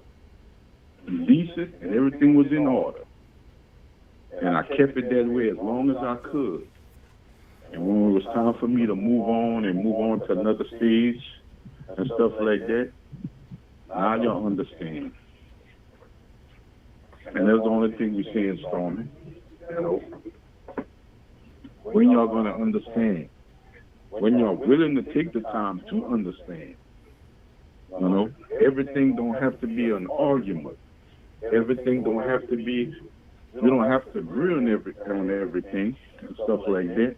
But you're not gonna make me stoop to your level, knowing that I got better understanding. So I'm not gonna just sit there with the foolishness with you or anybody, whether it's the sport of boxing or whether it's life. I'm not just gonna sit there and reciprocate and go back and forth with you, knowing doggone well this situation ain't a good situation, because they can turn to anything. It went from a discussion to something that shouldn't happen. Yeah. So that's why I always fall back and stay away from that. So you ready for the fights this weekend coming up? Oh yeah, I'll be ready for it. You know, me, I look forward to the matchups, the battles, and everything, because you know I take away so much from them. I don't take what everybody else take from it, which is maybe primarily the action or who they riding with and stuff like that.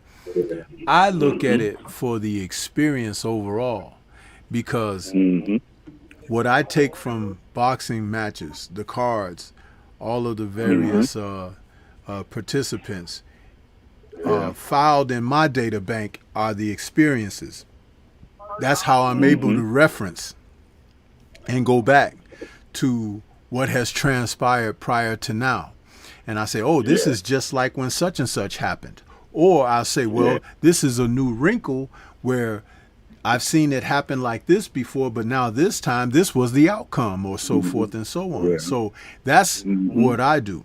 Do you know that when the so-called shutdown happened a few years ago, and the sport was basically on a hiatus because we were quarantined and stuff like that, Yeah. that a lot of these people who now have ventured off and they've started new platforms and apps and stuff like that, but they were kind of prominent. There were certain people, certain names, whom I will not mention now, but they were very prominent at the time. When that shutdown happened, they were crying the blues. Oh, what are we going to do? Because the sport is at a standstill now and this and that. Do you know that's when I created some of my best projects and never missed a beat during the entire process? Never. Yeah. I developed 2 or 3 more shows than what I was regularly doing. My regular show that I was doing was my Friday night chop session and my Tuesday tussle. And what was born of that was a show that I created called In the Eye of the Storm, where I did something that nobody else was doing back then and still haven't even emulated that at this present time. And the reason that it hasn't been emulated is because it requires humility to be able to even do something like that. There you go. So that is still his thing. I've put a hold on that show now because of how certain individuals have shown themselves to be quite wretched in their character. So that's why I've pulled back on that. But that show still exists. The other show I created was Turning the Page in Boxing History. That show was profiling fights from the past, circumstances with fighters and everything, and how they are relative to what was transpiring today, and kind of a look back at what has happened.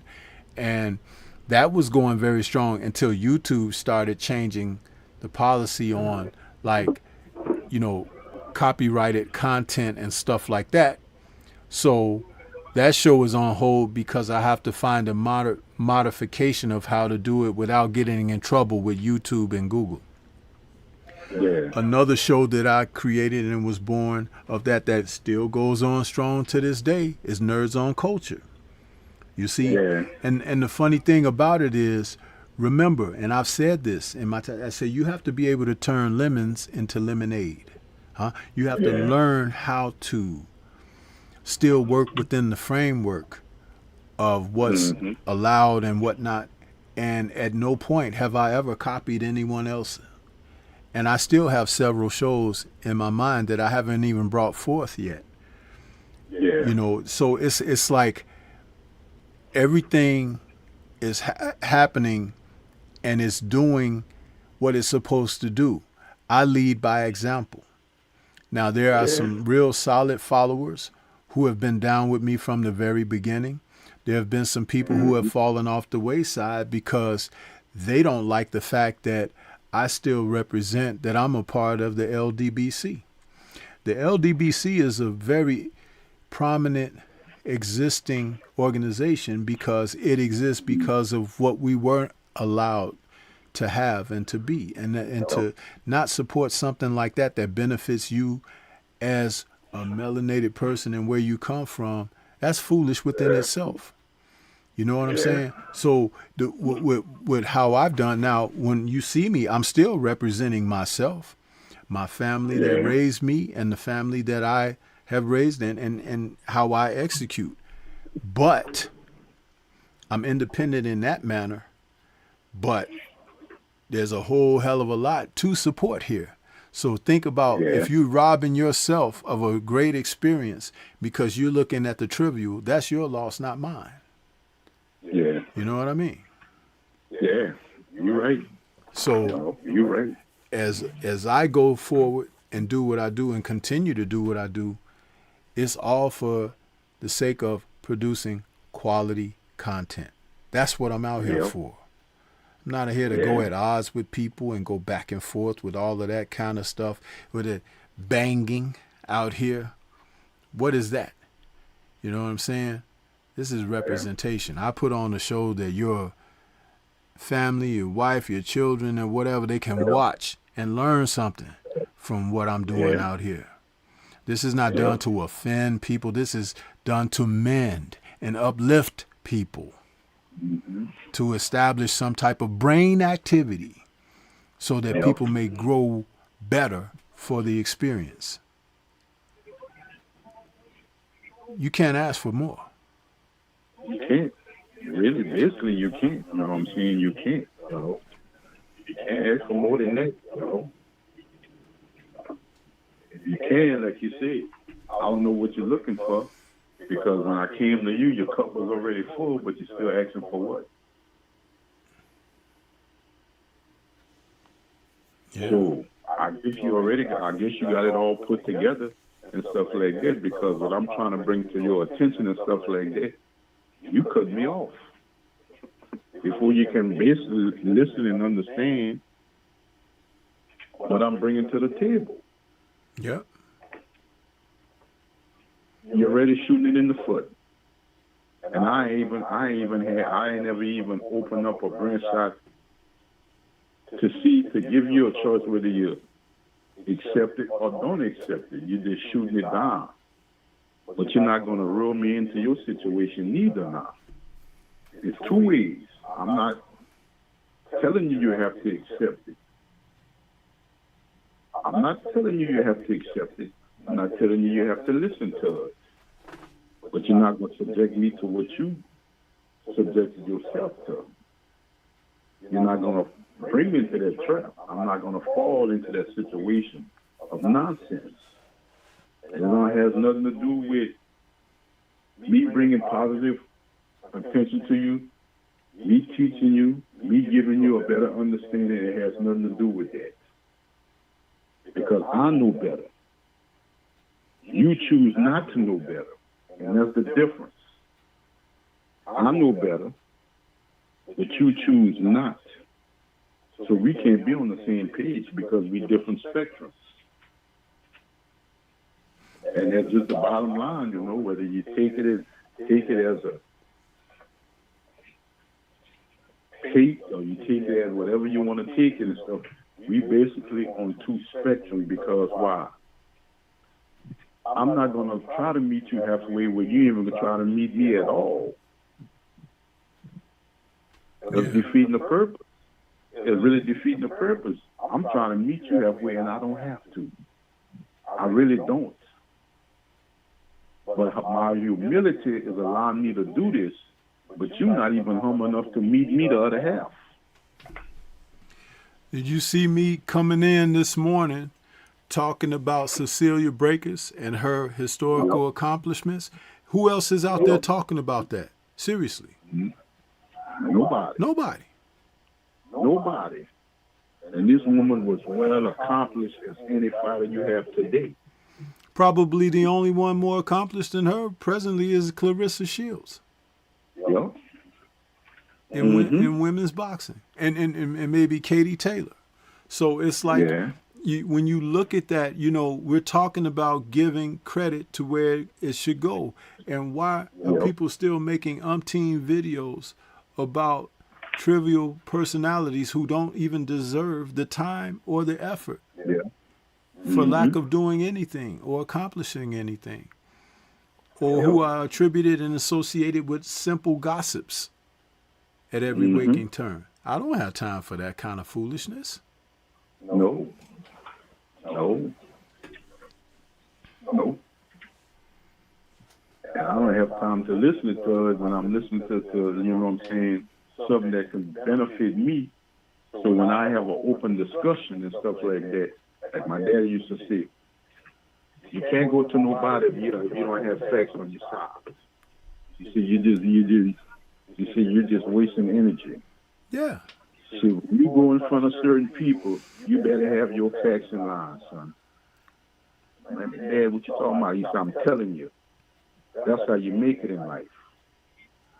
Because you're going to be pushed in a position where you're going to have to make a choice. And today it makes a whole lot of sense for me what my daddy said years and years ago. You better have your facts. And I support that 100%. I'm not going to support somebody that's not factual. You can't.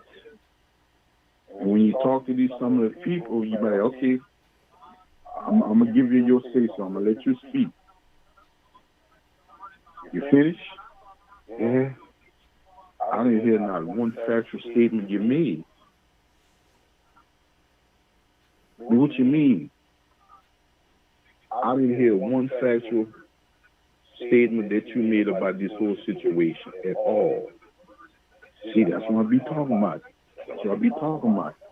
I want us to listen to y'all, but y'all want to listen, but you're not speaking facts. So how can I listen to that? You're not speaking nothing factual. So I'm going to just sit there and listen and just co-sign on it? No. Because you're not standing on it. The same way that your favorite fighter is not standing on what he's supposed to stand on and represent himself as a fighter, you're doing the same thing as a fan.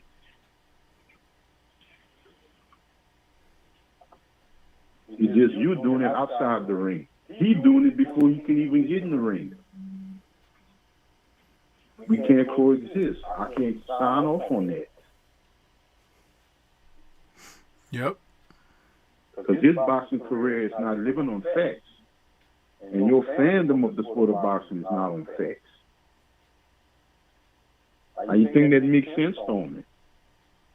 As a fighter, you're not representing yourself and you don't have nothing factual behind yourself.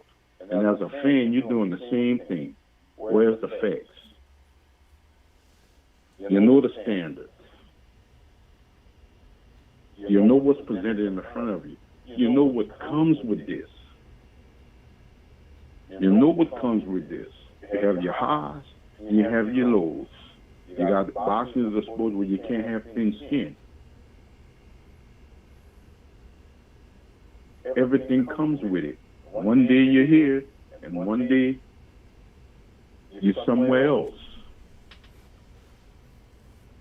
And when I hear fighters today, oh, they just want me off my pedestal. They just want me out the way. They just want to put somebody else in my spot. Yeah, if you allow it to happen, if you make it available. And it's not your spot unless you claim it. Yep. You have to claim your position and show the world who you are. You can't sit back and just, take accolades and what someone says, or that isn't that the equivalent of blowing smoke up someone's rear side? Yeah. So if you go out there and you accomplish some things and you put things to rest by saying, hey, I've done this, what do you think about that? And it's like, oh, okay, yeah, I give you credit now. If you haven't done those things, then there's nothing to be said or talked about. Yep. It's just like Cecilia. You brought up Cecilia. She's a great one. She's gonna go down as a great one. But when it's all said and done, regardless of nobody else brings her up or nobody else give her the attention or others, she got facts behind her. Why? I was successful in my career. It's not my fault y'all didn't try to pay attention to it. I did what I could as a fighter. Y'all just didn't want to pay attention to it. And the facts is proven. Look at my track record and look at my record and look at what I accomplished in the sport of boxing. Y'all just chose to look another way. Yeah. That's not my fault. I did everything I could for y'all to at least give me some attention, some light. Y'all chose to look somewhere else. And I never understood that, Stormy. I see with all how great of the sport of boxing for women has grown. And when I seen her, I said, oh, she's still fighting. So I remember watching her on HBO on the undercard. And I said, nobody mentioned this lady's name. Yep. And this lady is still currently fighting. And I never understood that. I see, why was this woman as accomplished as Cecilia Braekhus was, why she's not on one of these cards? Why she's not in the mix with some of these other fighters today? That's why I said earlier in the show, I said they had like 2 women headlined cards this weekend broadcast on the zone, but she wasn't on the zone. I'm like, Yeah. for such an accomplished athlete and personality in the sport, she deserved Mm-hmm. that spotlight because of what was happening historically.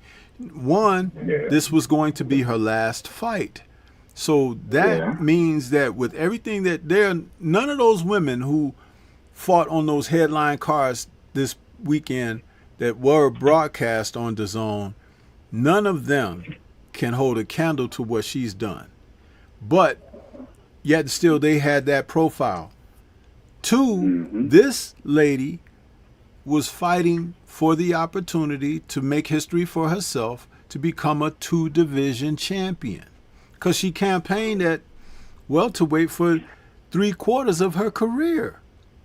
And Yeah. so now Sure did. in the twilight where she's getting ready to have her final match, she's actually going into a fight with a woman that's 26 years old and a current titleist holding a Mm-hmm. unified position.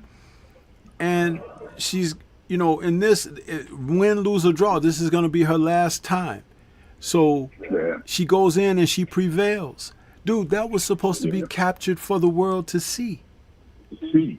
Yep. And they dropped the ball on that, which is another Yeah. reason when I started my show, I started dedicating to what her accomplishments are.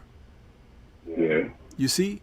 And there's nobody out there doing that. There's nobody out there talking about it. And I don't say that No. like, oh, my chest is stuck out. I say it and I No. repeat it because I try to bring across the significance of what's important Yeah. instead of Yeah. talking about foolishness. Yeah. Because me, as a person that follows the sport, I didn't have access to be able to watch the fight because it wasn't on a major platform or anything or app or whatever that I'm familiar with or whatever. So, Mm-hmm. do you think I would have preferred to be able to see it? Absolutely. Over Oh the yeah. foolishness that they showed, you know? Mm-hmm. So, you robbed me, a real devoted Yeah. person to the sport, of seeing something that's real significant. Mm-hmm. Yep. And And I the speak sad about thing, that because it's a fact. the sad thing about that Stormy too, what they used to talk about her or talk about it after the fact, where she was here, front and center, and she didn't get the support that she should have got because this was a well-renowned, accomplished female fighter in the sport of boxing. She was top tier. And like you said, I don't know who dropped the ball, but it was a major drop they did when it came to her. Big time. Because she should have been, her name, she should have been consistently in the mix with all these fighters today. Consistently. Her name should have been always mentioned when it comes to the sport of boxing for women. Yep. Her name should have been mentioned. I didn't understand that. I'm saying, man, this woman was undisputed. Yep. This woman carried the women's sports from a distance where nobody didn't want to bring her up and look at her close up with dignity. And then she's going out the sport of boxing, and that's how she goes out. And I talked about it mimicking the feat of George Foreman. Foreman won the heavyweight title at the age of 40, knocking out Michael Moore Yeah, for a unified title. And, yeah, that made history. That's a record that's not going to be broken no time soon. And mm-hmm. you look at what this woman did, that is the equivalent in women's boxing. Yeah. Yeah, very much so. Yeah. And a lot of people should have jumped on that opportunity. Like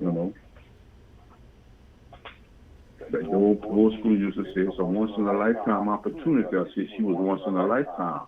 You know, they got other women fighters and stuff like that, but she was a unique situation that nobody paid attention to and gave her the attention that she should have got and then what she deserved. Yeah. She was that star in the sky, Stormy, that always was away from other stars. You look up in the sky, in the dark outside, you're like, oh man, that's a pretty star over there, but that one over there is pretty. And that one too. That one got more sparkle. And why this one is way over there? What makes that star so different where it got to be distant from everybody else? It makes you wonder. That's what she was.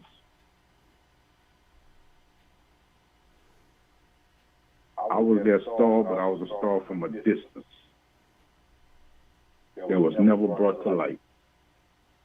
And I did everything that I was supposed to do.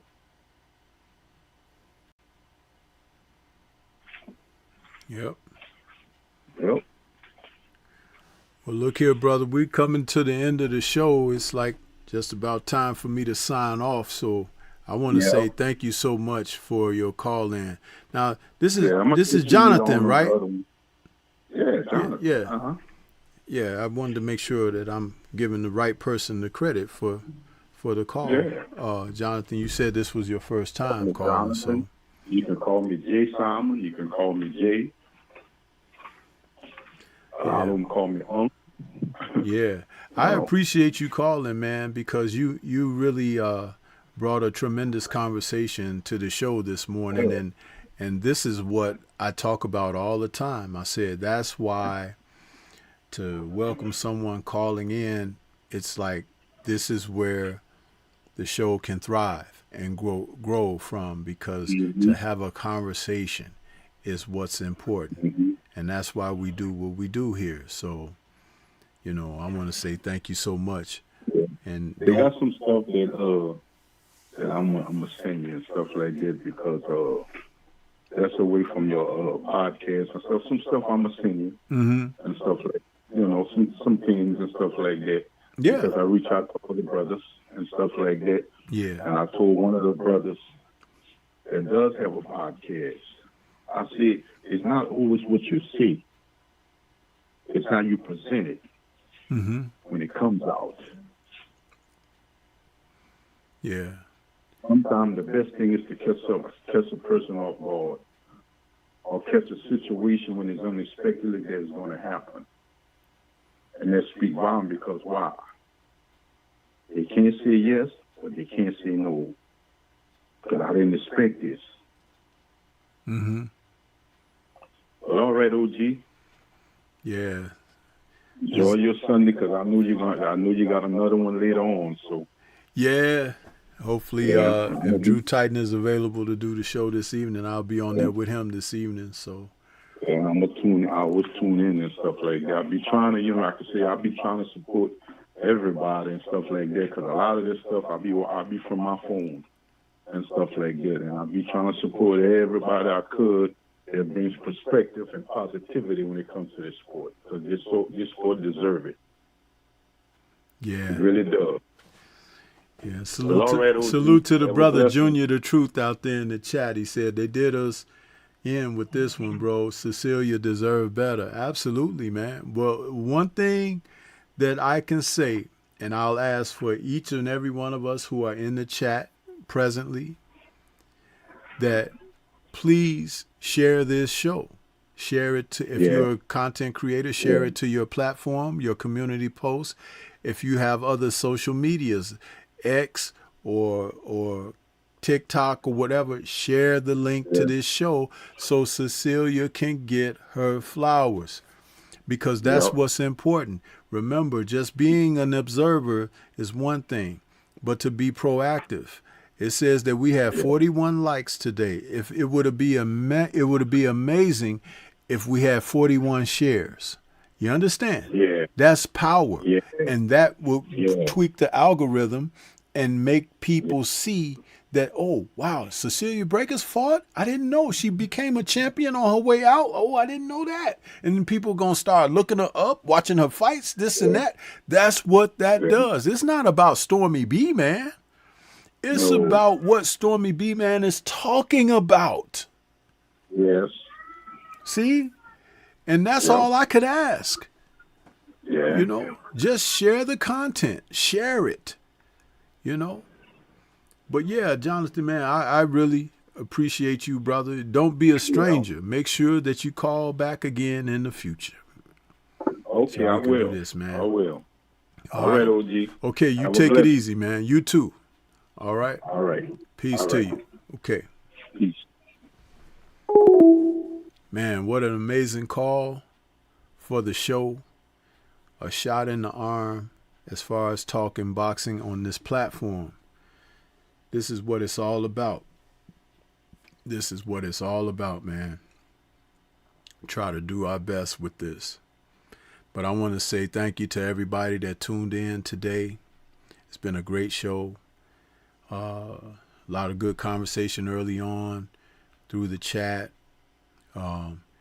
It says over 100 and some people watched, Tom, but only 41 likes. Think about that. So you mean to tell me over 60 people watched this and couldn't hit the like button? Really? Okay. But you watched, though. You tuned in. Why? Huh? You don't even know yourself, huh? But maybe one day when you're calm, huh, and it's quiet, you might even be at home alone, huh? You can take those shitty fingers that you keep plugged in your asshole. You go in the bathroom, you shower, clean yourself up, and you can come out with some dignity and show some real kind of respect and support for what's for the greater good of the sport of boxing, huh? And that's not coming from Jack Reese. That's coming from Stormybman. I want to say shout out to the mighty LDBC, and we will catch you guys on the next one, huh? Peace.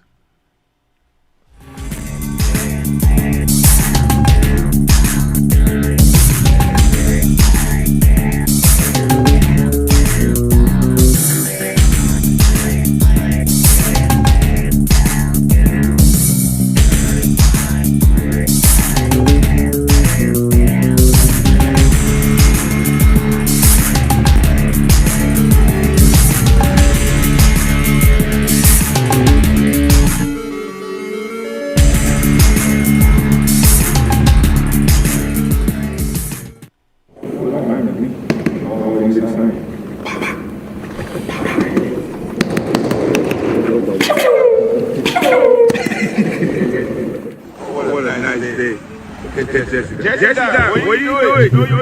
Get away from the water, Jessica. Jessica, get away from the, oh my God. Somebody help Jessica, please help swim. Go help Jessica, run. Jessica, no. Oh my God. No, Jessica. No, the water is pulling her back in. Where's the lifeguard? Lifeguard, hurry up. You can't swim.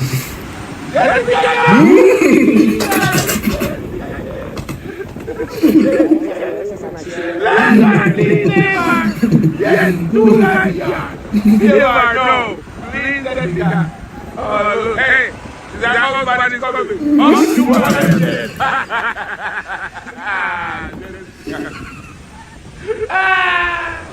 hey, please, save her. Jessica, they're coming now. They're here.